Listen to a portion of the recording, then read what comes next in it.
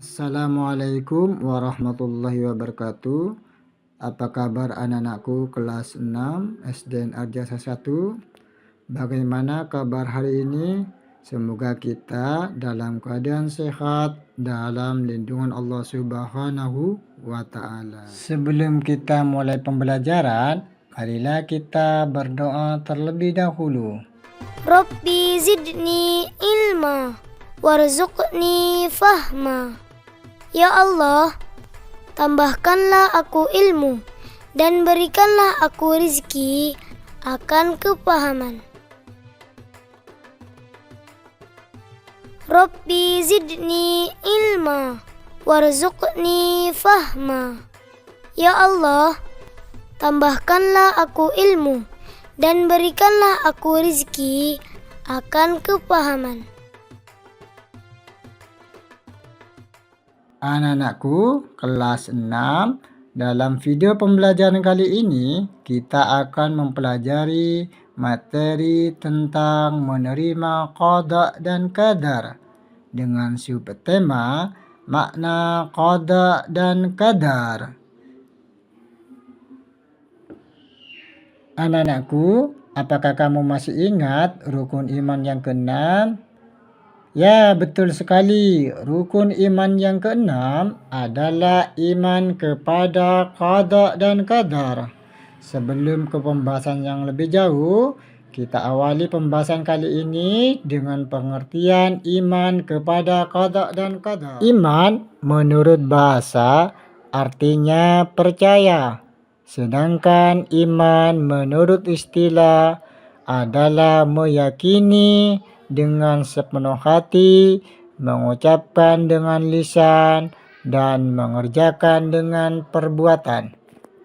Kemudian, pengertian qadar menurut bahasa adalah ketentuan atau keputusan.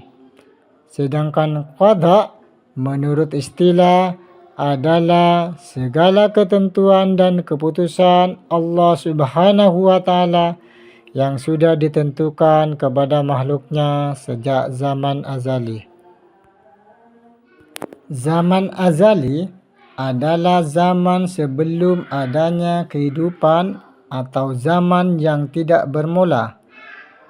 Qada merupakan ketetapan dari Allah Subhanahu wa Ta'ala yang tidak dapat diubah oleh manusia, tidak dapat ditunda atau diundurkan, dan tidak dapat didahulukan. Allah Subhanahu wa Ta'ala berfirman dalam surat Al-Hadi ayat 22. Bismillahirrahmanirrahim. Ma asaba min musibatin fil ardi wala fi anfusikum illa fi kitab. Fi kitabin qabli an nabraha inna dhalika 'ala Allahi yasir. Sadaqallahul adzim. Artinya, setiap bencana yang menimpa di bumi dan yang menimpa dirimu sendiri, semuanya telah tertulis dalam kitab Lauhul Mahfuz sebelum kami mewujudkannya. Sungguh yang demikian itu mudah bagi Allah. Jadi, bencana apapun yang terjadi di atas bumi ini, tidak ada satupun makhluk yang mengetahuinya. Begitu juga dengan kita, tidak tahu kapan meninggal dunia dan kapan dunia ini akan berakhir. Jadi, bencana apapun yang terjadi di atas bumi ini, tidak ada satupun makhluk yang mengetahuinya.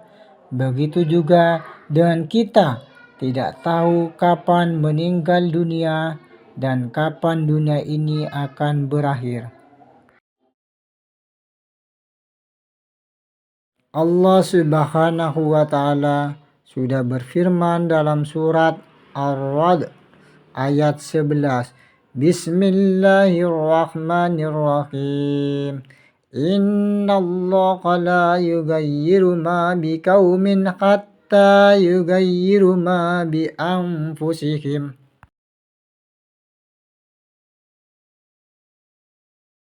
Jika kita sudah berusaha akan tetapi belum terwujud, maka kita tidak boleh menyerah dan harus berusaha lebih maksimal lagi.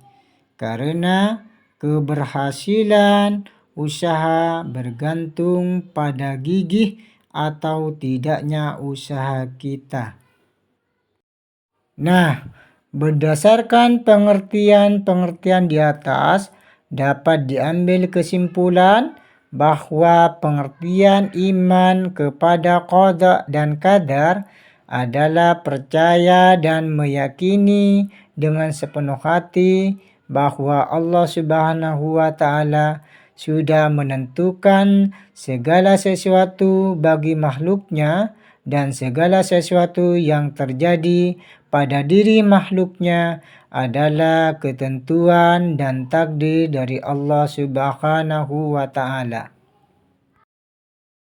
Nah, anak-anak, apakah ada hubungannya qada dengan qadar? Tentu ada. Qada adalah rencana Allah kepada makhluknya sejak zaman azali, sedangkan qadar adalah hasil ketetapan dari rencana Allah Subhanahu wa Ta'ala. Jadi, hubungan antara qada dan qadar merupakan hubungan yang tidak dapat dipisahkan dalam kehidupan sehari-hari. Nah, hubungan qada dan qadar itulah yang disebut dengan takdir. Takdir dibagi menjadi dua macam, yaitu takdir mu'allaq dan takdir mubram.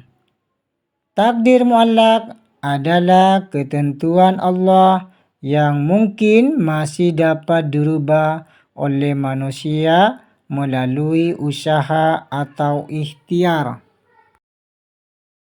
Contoh selanjutnya, miskin menjadi kaya. Untuk menjadi kaya, kita harus bekerja keras dan hidup hemat karena tidak mungkin kekayaan itu akan datang sendiri tanpa kita tidak melakukan usaha apapun. Untuk itu, jika kalian ingin menjadi orang yang kaya, maka bekerja keraslah semaksimal mungkin. Jangan lupa berdoa kepada Allah Subhanahu wa Ta'ala karena usaha harus disertai dengan doa. Takdir mubram adalah ketentuan Allah yang pasti berlaku pada diri manusia dan tidak dapat dirubahnya. Misalnya hari kiamat. Hari kiamat pasti akan datang, kapan dan bagaimana terjadinya, itu semua hanya Allah Subhanahu wa Ta'ala yang mengetahuinya. Karena itu, sudah direncanakan oleh Allah Subhanahu wa Ta'ala dan Allah Subhanahu wa Ta'ala yang menjadi takdirnya. Matahari terbit dari timur dan tenggelam di barat.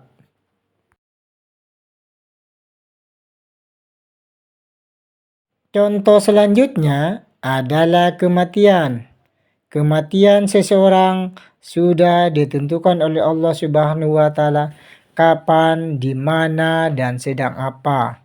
Seseorang itu mati, semua sudah direncanakan oleh Allah Subhanahu wa Ta'ala sejak zaman azali. Nah, jadi siapkanlah diri kita dengan memperbanyak amal soleh karena amal kitalah yang akan menjadi bekal kalau kita sudah meninggal. Planet-planet berputar pada porosnya juga rencana dari Allah Subhanahu wa Ta'ala, dan itu adalah atas kehendaknya. Jika planet-planet berputar pada urusnya, maka planet-planet tersebut akan saling bertabrakan.